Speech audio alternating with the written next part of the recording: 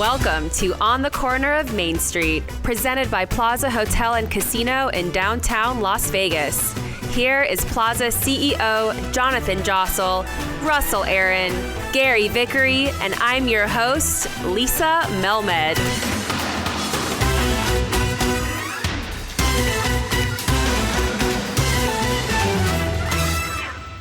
Hello, and welcome back to another episode of On the Corner of Main Street. How are you guys doing today?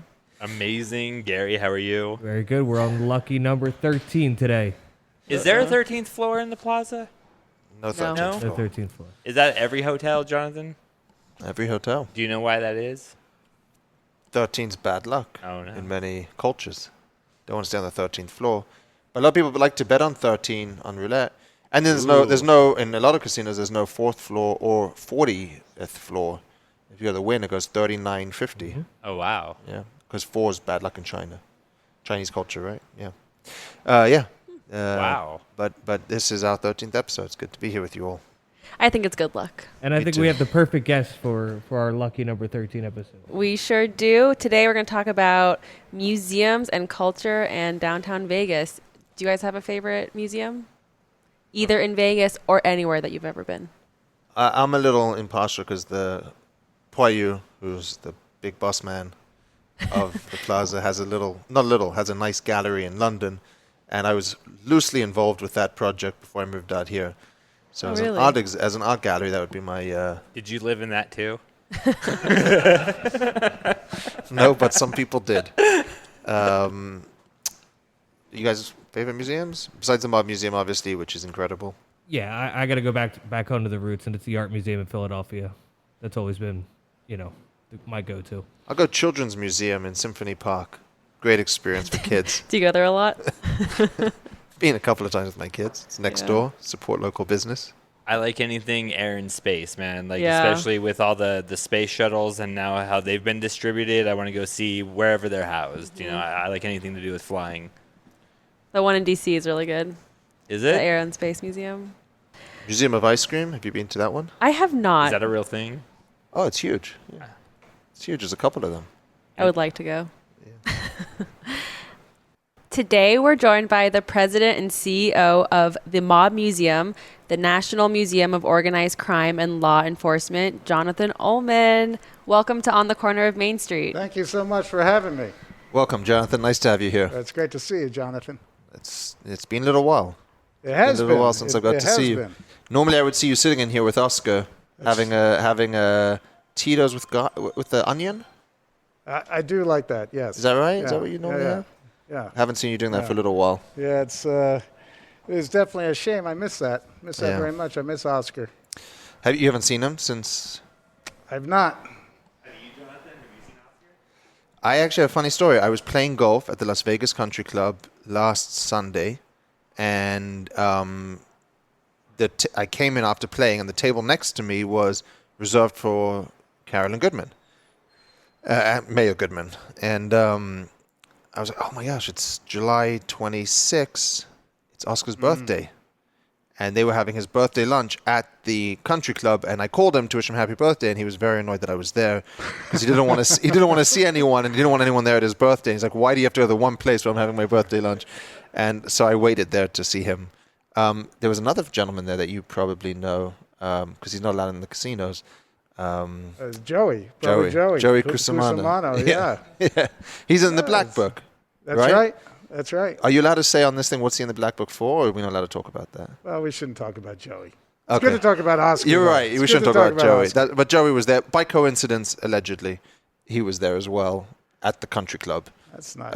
So I hadn't seen him for a little That while. was a year ago that we had the big 80th birthday parties for, That's right, for yeah. Oscar, right? We did that was a big Well, hoo-ha we did over it like here. the week before, That's right. and then we did his party, his 80th Yep. last year. Yep. That's right. Wow. Who knew where we'd be a year later? Well, Yeah. thankfully for Oscar, he's got real sports to watch and Yes. bet on now. Yeah, It's yeah, no yeah. more table tennis. I think he hit a sumo wrestling three-way parlay. Okay, so Jonathan, can you tell us how you made your way to downtown and how you got involved with the Mob Museum? Sure. Well, it was nearly 10 years ago. It'll be 10 years in November. And I've always been in the museum industry. So I was in New York at the time when I learned about the project that was being created down here, downtown Las Vegas, the rehabilitation of the former U.S. Post Office and federal courthouse. So at that time, the project had, the full weight of the city behind it, and had some great individuals and companies involved in the creation of the museum. So the same people that were working on and that had built the International Spy Museum, the Rock and Roll Hall of Fame. It was really a terrific team that was working on the project. And they had started looking for someone to come and focus on the operations. So they were far enough along that it was time to start turning attention to how the museum was actually going to be run. So they recruited you from New York? That's right. The museum actually cast a bigger net across the country. Oh yeah. It was, and at the time it was largely driven by the city. I mean, this was one of the things that was so attractive about this project is that the city was the owner of the building. They had acquired it from the federal government. When they did that, they paid $1 to the feds to get that building, which is on the National Registry of Historic Places. I mean, beautiful. Great deal. If you've never been to the museum or seen the building, it's gorgeous. It's one of the best examples of neoclassical architecture you'll find in Las Vegas. It's it was put in service in 1933, which by Las Vegas standards is old. It's not necessarily old, if you're in New York City. Mm-hmm. But out here, it's certainly one of the older structures, and it is such a beautiful historic building. When the city acquired it, they agreed that they would rehabilitate it, number one, and then repurpose it for a cultural use. So it had to be a museum of some kind. And at the time, it was, Oscar was the mayor, and he was very determined that it would be a museum about the history of organized crime. So he really was it was his brainchild. Yeah, I mean, we've always regarded Oscar as the chief visionary of the Mob Museum, and I think it's fair to say that there would not be a Mob Museum if it wasn't for Oscar. Do you think he gets enough credit for that? I do. Given he does? I don't. Okay. Well, I got to be careful now. It depends. Is he listening? I don't think he knows how to listen to podcasts. I think Oscar is revered, among the staff and board of the museum because, we know that not just because of his own personal history with all of this, but his championing the acquisition of that building. It was his concept. He often will tell the story. City Hall was right next door. So what is now, the Zappos headquarters used to be City Hall, and he had his office up on the top floor, and he would look down and see that building, and he posed the question, what's happening with that building? And he got the city to acquire it, and there was a whole discussion about what type of museum would be created, and then finally the group landed on one that would be about the history of organized crime, primarily in Las Vegas. Jonathan, you were working at a museum in New York. That's right. Which one were you running? So at the time, I was at the National Soccer Hall of Fame and Museum. Oh, wow. Is that still there? It has moved. Okay. It's now in Texas. The National Soccer Hall of Fame Museum. Yeah, Hall of Fame and Museum. So I was there for about 3 years, and prior to that, I was in New Jersey at Liberty Science Center, which is a large interactive science museum. So you would say you're a museum guy, not a mob guy. That's right. That's right. What do you know about the mob? Well, I grew up in New Jersey. What does that mean? There's that. That gives you credibility? And I'm a quick study. So, no, but you learned about the mob coming out here. Absolutely, yeah. What part of Jersey are you from? I grew up in Morris County, and I lived for a long time in Jersey City. Went to Rutgers also, so I was down in the New Brunswick area for a while, too. Okay.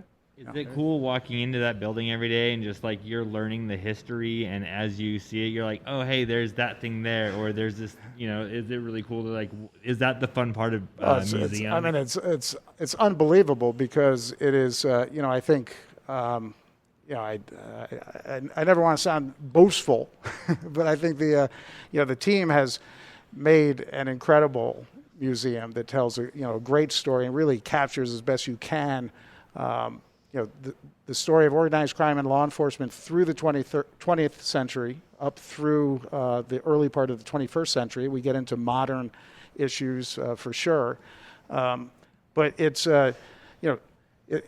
you can only put so much in that physical space, and we continue to refine the story, build on it with the programs, with the digital experiences. You go to our website, I mean, you can see all kinds of programs and videos that we've created. And the museum is such a draw. I mean, it brings people that have been in that life. So whether it's, an Oscar telling stories or, a Joey Cusimano coming by, or members of law enforcement. I mean, you're constantly meeting people that can... Hold on a second. I think you just said it. He was part of that life, Joey Cusimano? Well, you just gave it away. Yeah, so... Oh. I didn't know that. There we go. That's why he's... Why else would you be in the Black Book? Oh, there's many reasons today you can be in the Black Book. There's plenty of people in the Black Book that'll tell you they have no business being in the Black Book. Right. But the only way to get out of the Black Book is to die. There's no other way out of the Black Book. I heard that's the only way to get out of the mob as well. There's people living today that'll... Yeah, that used to be the case, Right. but... Apparently not anymore. It's gotten a little looser. Does the rules are a little mob- more relaxed. Does the mob still exist? You can be honest with us. I mean, organized crime absolutely still exists. It's not, it's not like it was back in Las Vegas when the properties were controlled by, mobsters from different cities and the skim was active. I mean, that was a whole different era, and there's nothing like that in the casinos now. But there certainly is organized crime, and whether it's, it's things like drugs or prostitution, or even, you look at some of the, what we might characterize as more white-collar crime, the fraud. It wouldn't surprise me if what's been going on with, identity theft and unemployment claims, if that's not organized crime behind it as well. I mean, that's... Well, yeah. People say mob, and they think of this glamorous term, and really it's just as basic as any organized crime is what it was back in the day. But for my own education, for anyone listening that's interested, everyone knows of the 5 New York crime families. Was that what the mob was? Is that all that the mob was, or was there more to it? Or did those 5 families basically rule everything that was going on in the country related to the mob? Like in Vegas, were those 5 families in New York controlling everything here? No, and in fact, one of the things that was really unique about Las Vegas, Las Vegas was referred to often as an open city. And the reason for that was that no one mob family was controlling the entire territory. So you could have organized crime members that were linked back to New York City in one property, or others that were linked back to the outfit in Chicago, or other cities across the country. So that was really unique here. I mean, that's, when you talk about the 5 families, it was really focused, their influence would extend out, beyond New York, but they were really primarily focused on New York City as opposed to the outfit that was in control of Chicago. Right. Or the families, or the organized crime units in Kansas City, for example.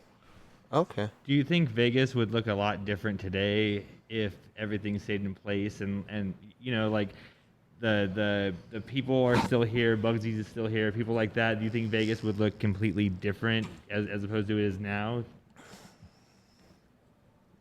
Well, I'm sure it would. I don't know quite. It's hard to fathom that kind of. What does your imagination say? I don't know. I mean, gaming has evolved so much through the years, and you often hear people talk about how the good old days when the mob controlled Vegas. You get some of the old timers that talk with a lot of nostalgia.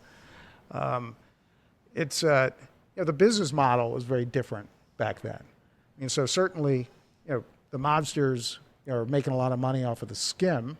They're so maybe could afford to give away more comps, or when people talk about it having been safer for ordinary folks, I don't know to what degree that's really accurate.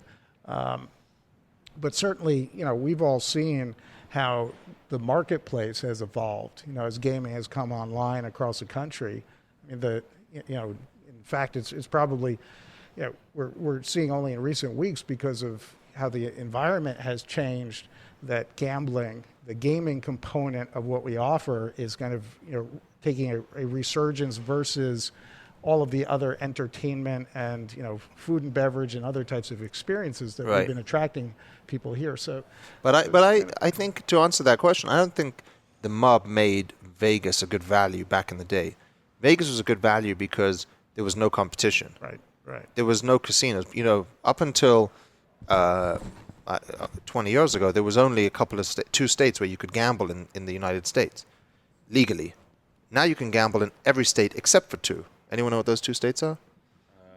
Alaska, Utah and Hawaii are the only two states where you cannot gamble legally. So, in a way, the competition changed the dynamic. Plus, cost of livings went up, so you can't charge $1.99 anymore for a shrimp cocktail because labor's more expensive, rent's more expensive, everything's gone up. So the value was changed because of cost of living and competition and cultural. I mean, guys in the old days used to dress up to go out. Look at me, I'm wearing a polo shirt to work. They were wearing jackets, suits, nicely dressed like Jonathan over here. I don't know. Well, you don't have to dress like that, Jonathan. the culture changed. So I think those are the things that, more than the mob not running the city, changed that dynamic. It's interesting you talk about that.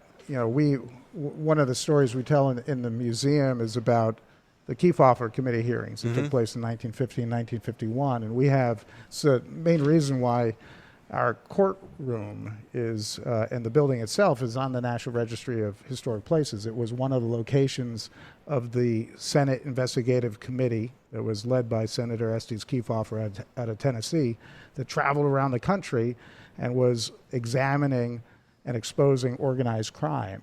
And at that time, so this was a time when televisions were just becoming mainstream, and those hearings was the first time that the general public really got to see some of these very seedy characters, the people like, the Frank Costellos of the world. And back then, for context, tell everyone who Frank Costello was. So he was New York crime boss, right? And well, suffice to say, not a good guy. Right. But people would pile into wherever they could to watch these hearings back then. And this was a time when Las Vegas was the only place where gaming was legal. But it was happening in many other places across the country. It wasn't legal, wasn't above board, but other states were contemplating legalizing it. And it was through the exposure of the mob, the mob backing of these activities and what that criminal element brought along with it, that created this, this extreme backlash.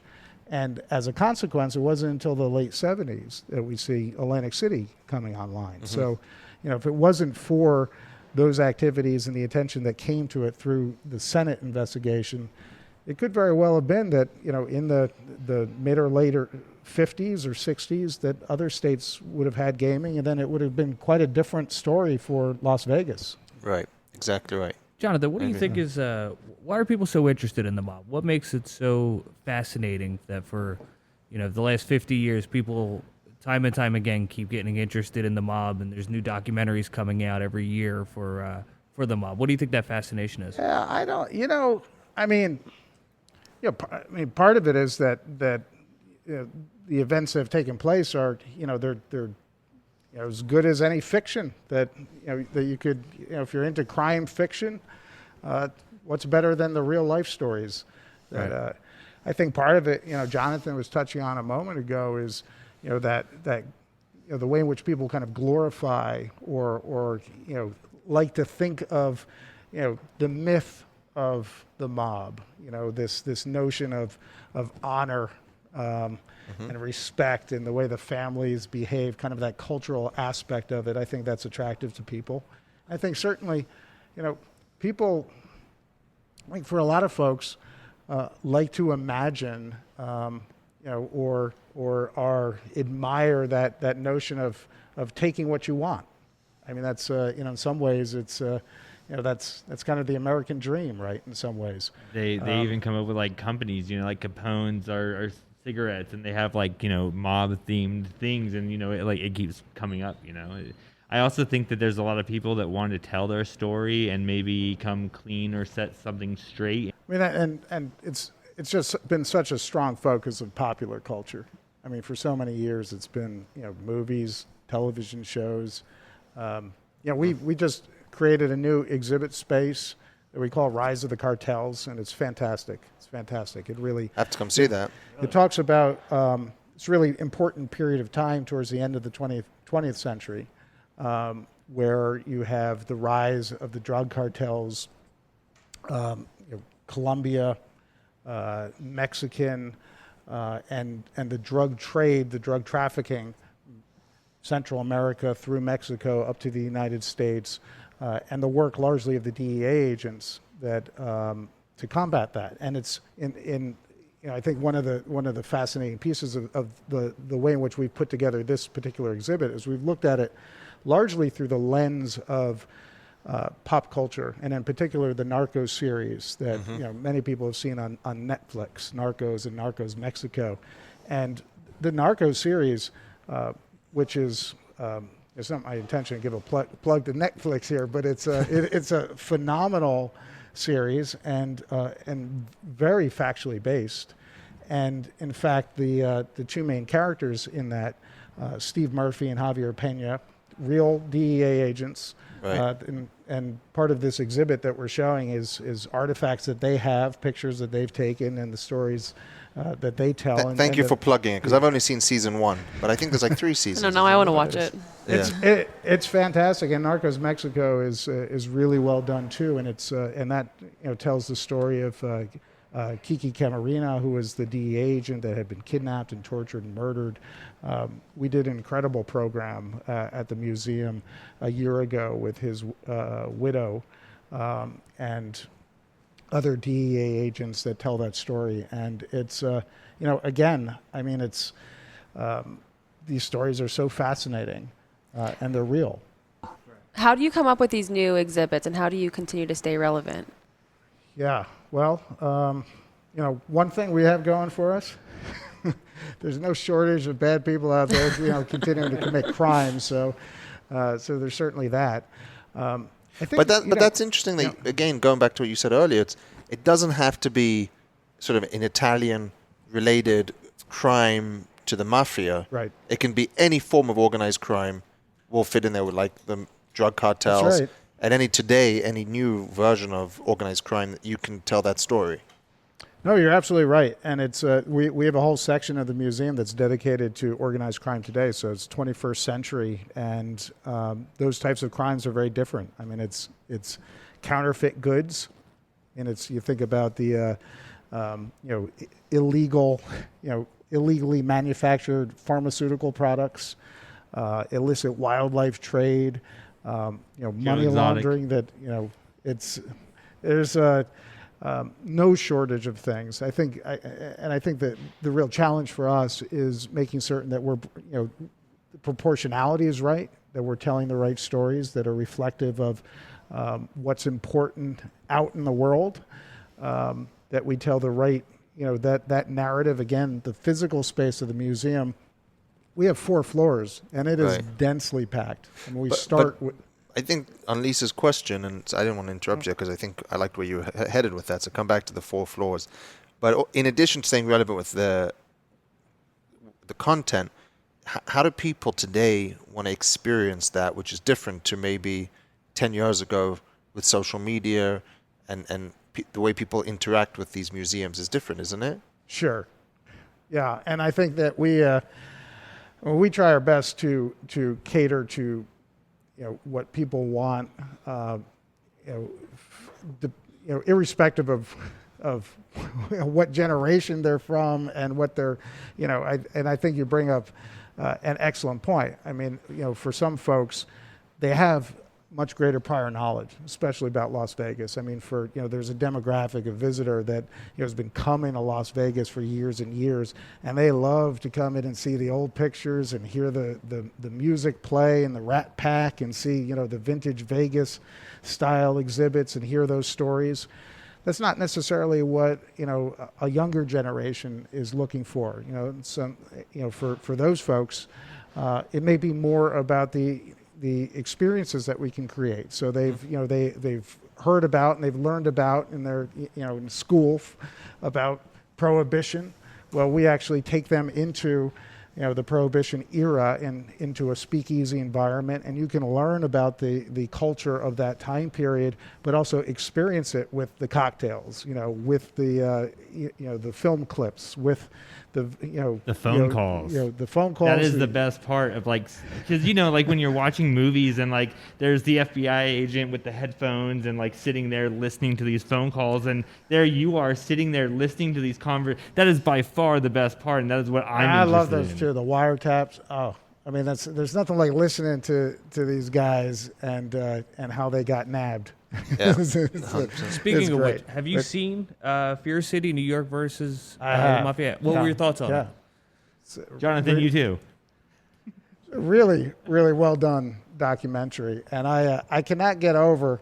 I think so two things about it. So first, I love, this is a little nuance, but I love how the beginning of that series, talks about how the FBI learns to use the legislative tool. So it's really about, at first, how do you stop these guys? You can only arrest and prosecute, the soldier, the person that did the immediate crime, and it's not until they understand how to use the RICO statute that they can actually go after, the whole infrastructure. That's fascinating. Mm-hmm. But what I also thought was so great about that series is, these FBI agents that are doing, figuring out how to be the cable guy or the phone guy and plant the man. I can't. I love the way that this shows the importance of the RICO Act, and then also I can't imagine going into Paul Castellano, to his house and messing with his TV and putting and having one of his guys hold the flashlight. While you're bugging his house. I don't want to be that guy. I don't want to be going in there and doing that to his house. But I thought it was excellent. I thought it was very well done, and I learned a lot about the history and that life in that show. And the wiretaps, back then the technology was basic, but they got what they needed out of those wiretaps, and yeah, they sure did.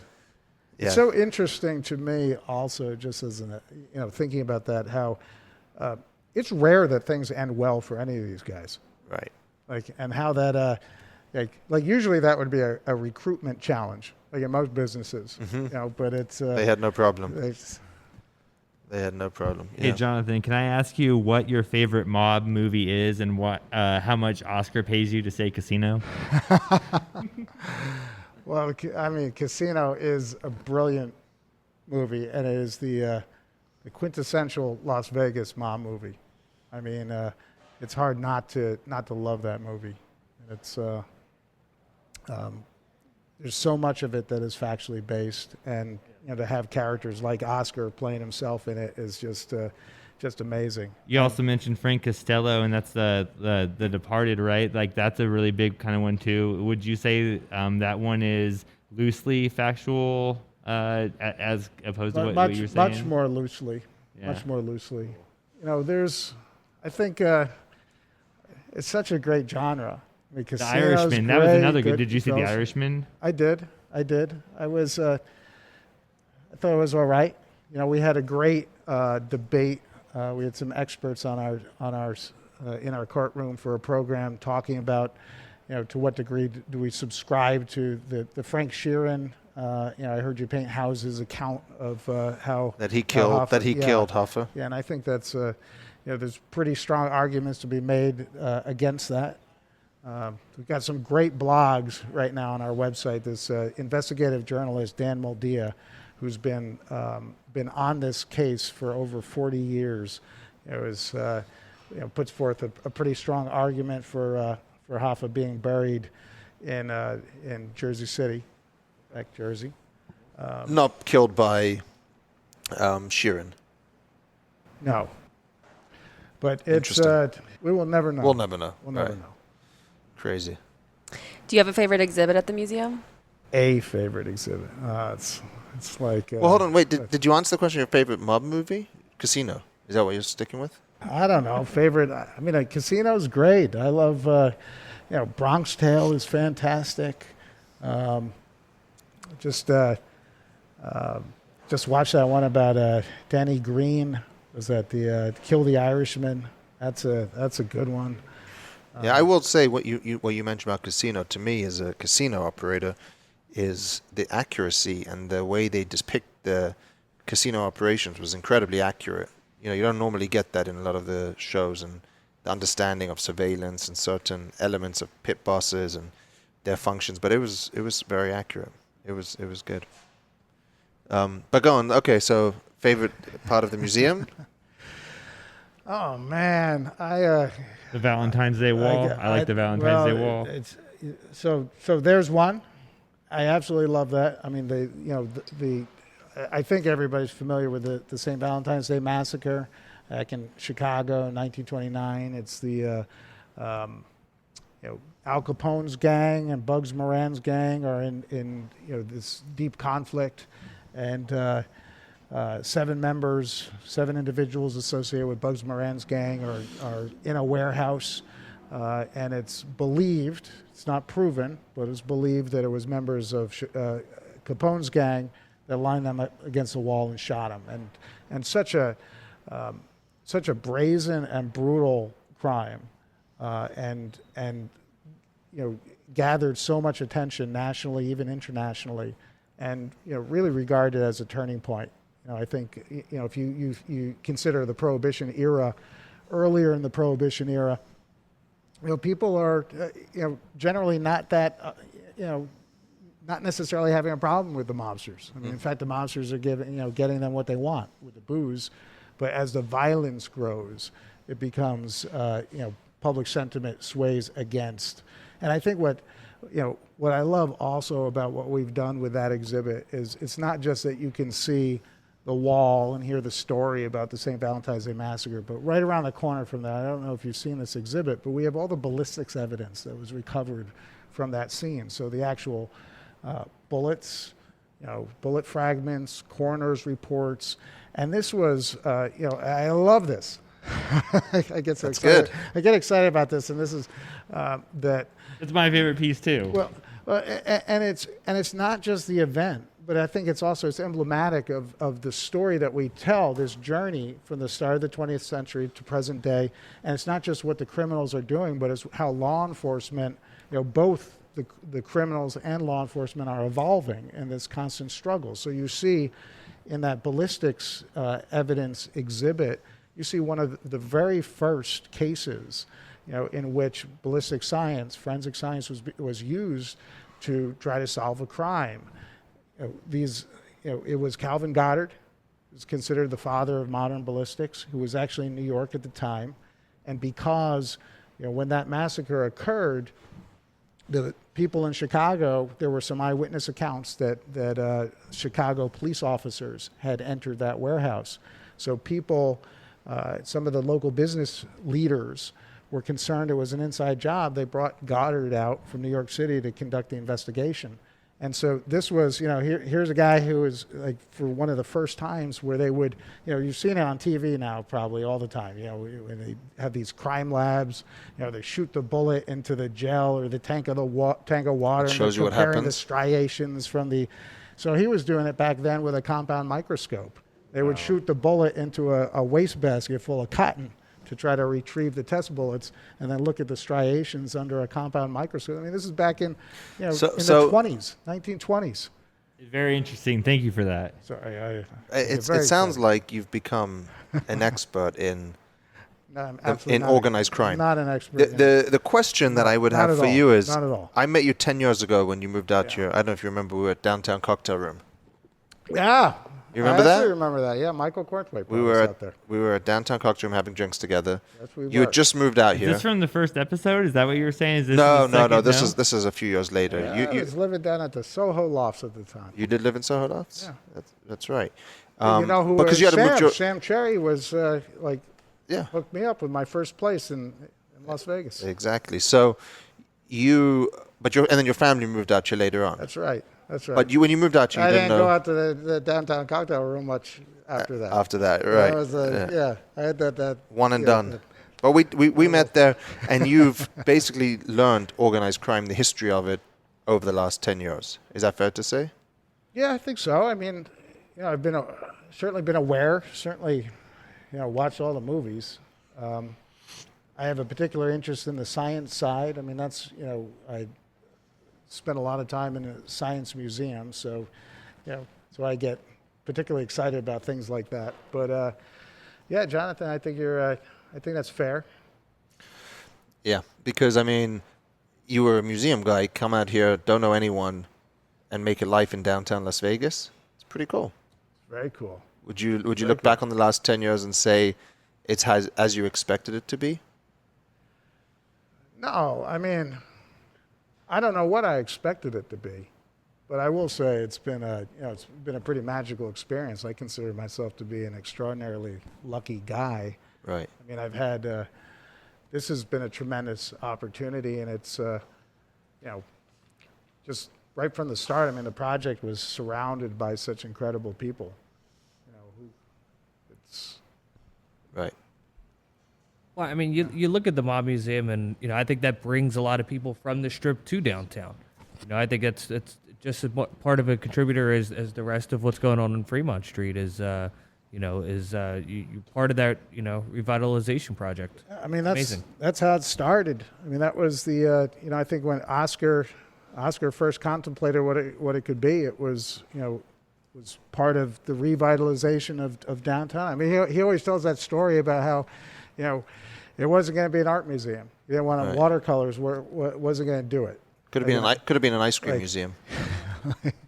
But it was always, how do you do something that is special, that's uniquely Las Vegas, and that helps kind of shine a light on downtown? If you can say, how is the museum doing post-pandemic versus pre?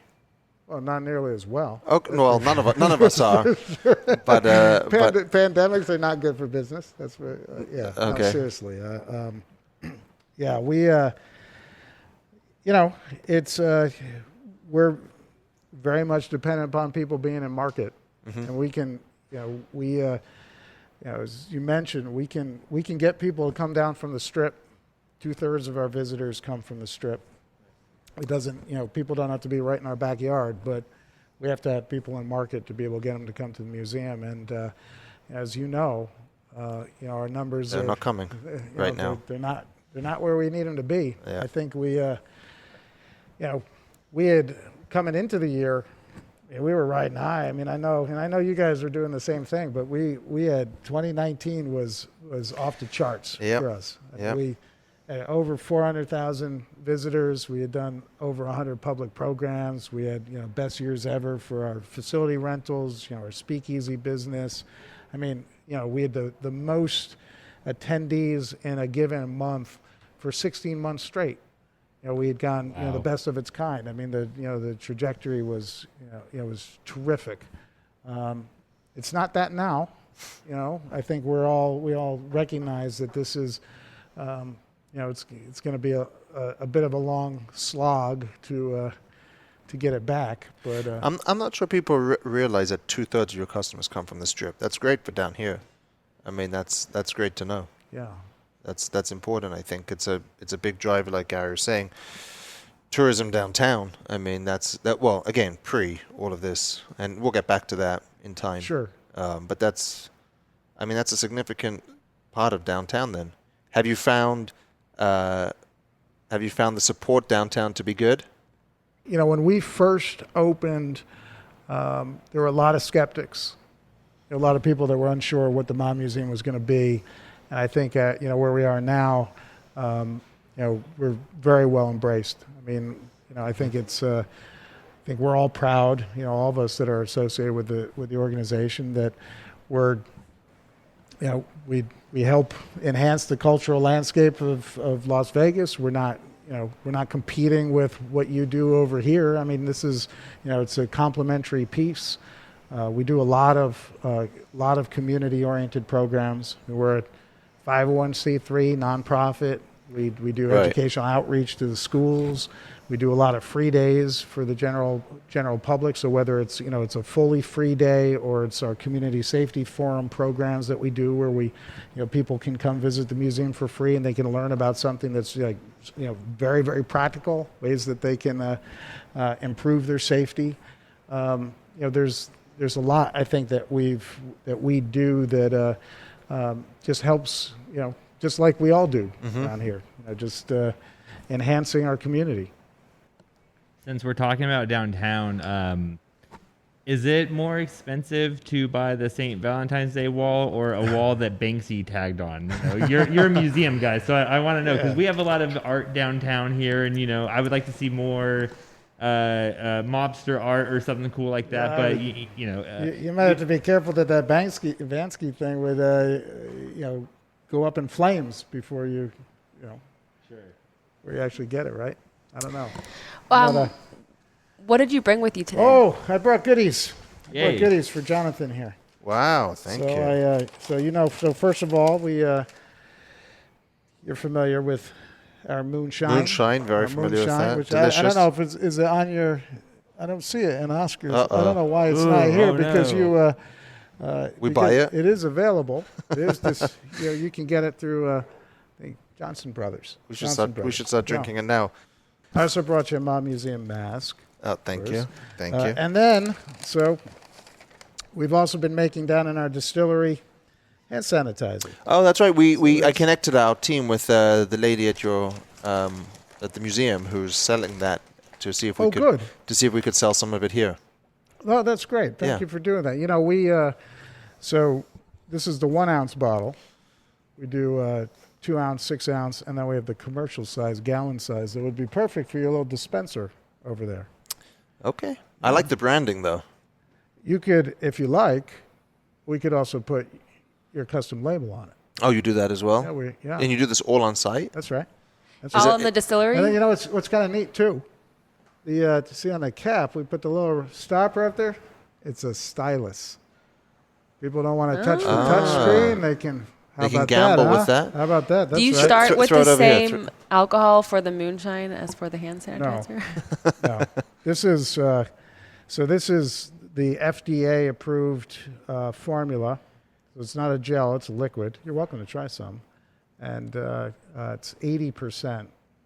It's a alcohol, gel, not a liquid. It is a liquid. Oh, it's a liquid, not right. a gel. What goes into turning a distillery into, from producing moonshine into to doing hand sanitizer? I mean, I'm sure that's something a lot of distilleries are, making that change for right now, as some bars are closed. But what is that process like?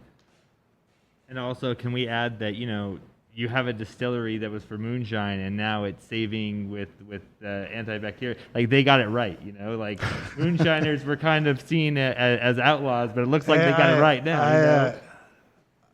I should also. I'm going to answer your question in a second, but I also want to mention, when you buy one of these, we're also giving away sanitizer to medical organizations locally. So we're also trying to, it's not just about supporting us; it's also about supporting other local organizations. But it is if you were to manufacture in large quantities out of a distillery like ours, it's not easy to get up to the proof that you need here. I mean, that's a small distillery like ours really isn't made for that. We have our pot still. It's not that high. It's a kind of this turnip style pot still. You actually, to get the large quantities of ethanol at that, at the proof you need for this, you have to run it through quite a few times. Okay. Yeah. So certainly a lot easier to convert if you are a much more industrial sized distillery. For us, generally speaking, we're producing 750 milliliter bottles. We're these 50 milliliter bottles, and we're doing it in quantities that are good enough for the guests that are coming through the museum on a daily basis, and then also doing some local distribution, a nice souvenir product. But we're not, and for our distillery tours also, we do it as a special experience for guests that come to the museum. They can also learn about moonshining and sample different types of, our moonshine products. Let's jump into some social media questions. Sure. At RGBowl1 asks, who was the most notorious mobster ever in Vegas and why? The most notorious mobster in Vegas. And why? And why? I'm not quite sure now. I'm qualified to say who the most notorious mobster in Vegas would be. I mean, certainly... Well, I guess maybe take the word notorious out. Who's the one Vegas You have a mobster top that stands five? out to you? I mean, Tony Spilotro is, is a name that comes up constantly. I mean, that's... Killed 26 people and no, never got found guilty for any. Never did a Allegedly. day. Allegedly. There's, Spilotro, I mean, Lefty Rosenthal. I mean, those two, you kind of... I mean, They're hard like not to mention them in the same breath, right? Right. I mean... yeah, I think I'd go with Tony Spilotro. Are you still doing that law enforcement exhibit over there? Oh yeah, The yeah, live very much one? So yeah, that's gotten more attention for, I think, obvious reasons of late than Right. than ever before. I mean, it's we also have some programs. So for folks that don't know, we have a whole experience space that's about use of force, and you can actually go through a training simulation that's based on the types of training law enforcement officers get, both digital, so you get a duty belt and a firearm, and the firearm is it's got a CO2 cartridge and a laser, so it's got the look and feel of a firearm.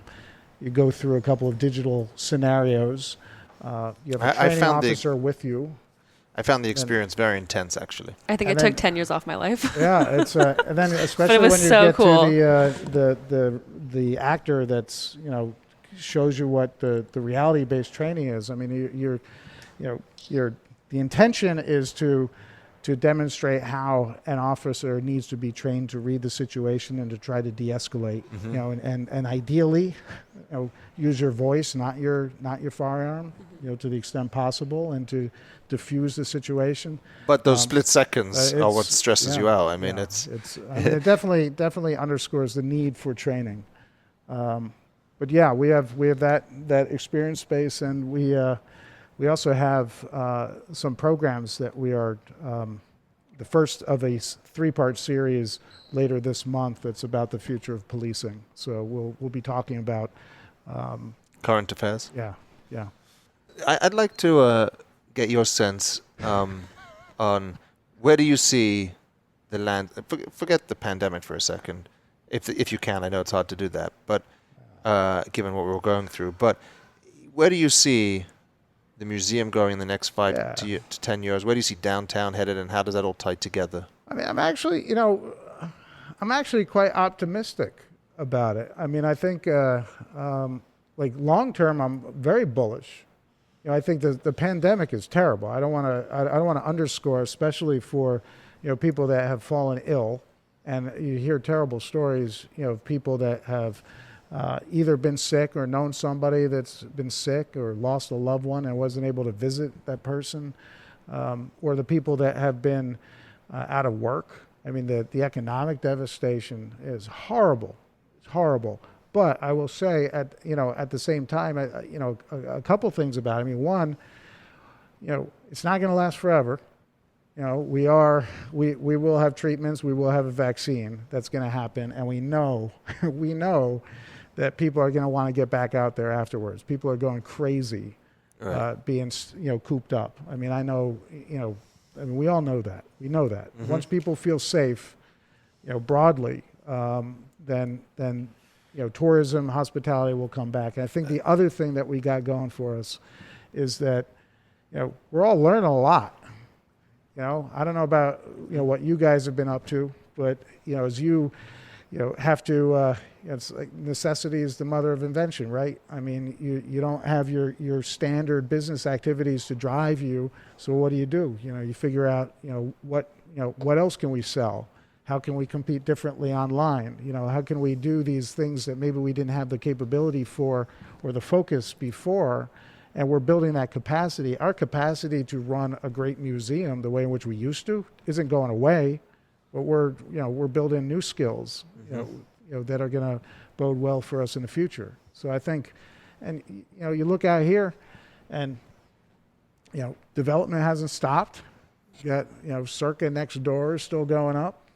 There's a new tower coming across the street from us with the downtown Grand. I think we will continue to build. I think I think for us in Las Vegas, putting aside the marketplace and the business, economics, I think for us the bigger challenge is to think about, what do we do as a community to make us better equipped to withstand shocks, to the tourism industry, because I think that's where we are far too susceptible as a community to, we're a one-trick pony. We're great at it. We're great at it. Right. We're the best at it, but a lot of eggs in one basket. That's right. Well, if you find yourself in Las Vegas, definitely do not miss a trip to the Mob Museum. It is number 20 on TripAdvisor's top museums in the entire United States. Thank you so much for joining us today on the corner of Main Street. Thank you. And you can learn more about the Mob Museum at www.themobmuseum.org. So what did we learn today? Well, I think besides the fascinating side of what Jonathan has to say about the mob, I love one that he moved out here to run a mob museum with no knowledge of the mob, but learned that over the 10 years. And I think from my perspective, having seen it evolve from nothing and just an idea that it was into what it became, which is a very successful museum, as I think you said, top 20 ranking. But I think its visitation was very substantial, and I think as a downtown person and seeing how it gave downtown a different aspect, some people just assume downtown is casinos and older history and neon, but having this a museum that's legitimate and a destination from around the country, and we hear people all the time that are staying here that go down there to visit it. I think it's just an important part of the downtown landscape now. It's become that, and Jonathan's done a great job with his team and board to deliver that. Yeah, it's amazing. I didn't realize that 2/3 of his visitation is coming right from the Strip. That's amazing. Mm-hmm. It's bringing eyes to downtown. So, what I didn't know was that Las Vegas was considered open land, right? You were asking about the 5 families, and I thought that was a very interesting question because you always hear about how the mob started or it was mob consumed, but it was really open territory, and you could build whatever. You were associated with somebody, but it wasn't districts, or it wasn't, what do they call them in New York? Boroughs? Yeah, boroughs. It wasn't divided like that. It was open. That was very interesting.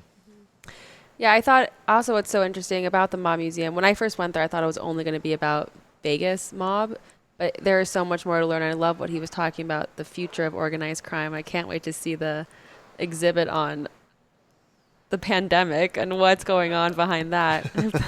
yeah, the museum's constantly evolving. I've been there 3 times over the last 5 years, and there's always something new and something fresh as an exhibit over there. It's amazing. I want to be in the courtroom with Oscar just to kind of get a sense of what it was like to be in that room with him, like for a minute, because we were listening and he was saying Oscar used to look down and what's going on with this building, what are we doing? It'd just be cool to be in there with that guy. That's history. Just come to an Oscar's dinner series and you can hear him recount those stories when we can do them again. We'll be back soon, but in the meantime, please let us know how we're doing and send us your questions. Just email us at podcast@plazahotelcasino.com, or you can go right to the top and tweet Jonathan at Jonathan Jossel. Also, please follow us on social. On Twitter and Instagram, it's at PlazaPod, and on Facebook, find us at Plaza Podcast. We'll see you next time from right here on the corner of Main Street.